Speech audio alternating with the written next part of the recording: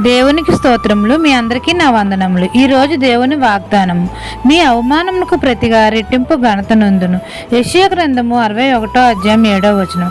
మన తండ్రి అయిన యెహోవా మన అవమానమునకు ప్రతిగా రెట్టింపు ఘనతనిస్తానని మనతో సెలవిస్తున్నారు. మనమందరము యెహోవా యందు భయభక్తులు కలిగి జీవిస్తే యెహోవా కృపయు ఘనతయు మనకు అనుగ్రహిస్తాడు. యథార్థంగా ప్రవర్తించే వారికి ఏ మేలును చేయక మానడు. ఘనత ప్రభావంలో ఆయన సన్నిధిలో ఉన్నవి గనుక మనము హృదయ గర్వమును విడిచిపెట్టాలి. అప్పుడు దేవుడు మనకు ఘనతనిస్తాడు. దేవుని యందు భయభక్తులు కలిగి క్రమంగాను మర్యాదగాను మనం నడుచుకోవాలి. అప్పుడు దేవుడు రెట్టింపు ఘనతనిస్తాడు. దేవుని గద్దింపును లక్ష్య పెట్టువాడు ఘనత నొందుతాడు. నీతి వలన నిత్యము మన కొమ్ము ఘనత నుండి హెచ్చించబడుతుంది. మనం సుబుద్ధి కలిగి జీవిస్తే దేవుడు మనకు అవమానమునకు ప్రతిగా రెట్టింపు ఘనతనిస్తాడు. నిందకు ప్రతిగా సంతోషమును నిత్యానందమును మనకు కలుగజేస్తాడు.